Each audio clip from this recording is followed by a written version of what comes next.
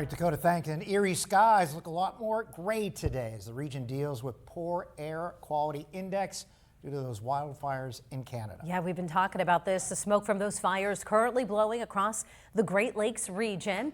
And we want to tell you, it's causing places like Erie to deal with hazy skies. So our Tom Kowalski is joining us now from the roof of our TV station. Tom, what should people know about the poor air quality and how are things up there?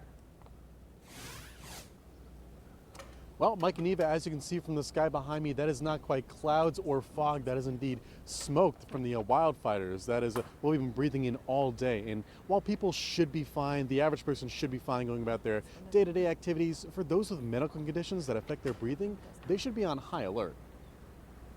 Erie's usual blue spring skies are looking a bit hazier lately, as smoke from Canadian wildfires drift across our area. The air quality index for Erie, which measures the amount of pollutants in our atmosphere, is higher than places like New York and Los Angeles. The reason why it's so high this time is we're seeing the highest concentration of PM 2.5 particles, which is from wildfire smoke that has traveled here from Quebec. We've seen it from multiple different places, Nova Scotia, Western Canada, now Quebec, but it's actually the highest concentrations we've seen thus far. Dr. Albert Rizzo of the American Lung Association says particles like the one from the fire can affect anyone, but especially the elderly, young children, and those with conditions such as asthma. Whether it's ozone or particle pollution, it affects the airways, causes inflammation, and leads to a chronic amount of inflammation. Everybody can vary as to how much they're affected by that.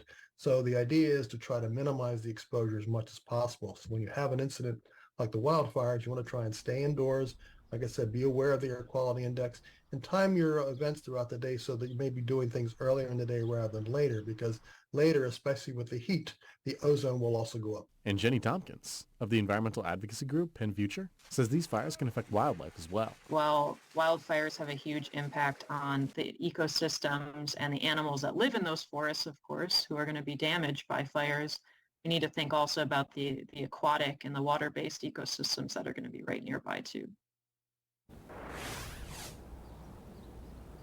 Now, there's no official air quality warning issued here in Erie County, but just across the border in New York and Chautauqua County, there is an air quality alert until midnight tonight. Now, doctors do recommend limiting your time outside if you are sensitive to poor air quality alerts, such as this one right now. But for now, live from the roof, Tom Kowalski, Erie News Now.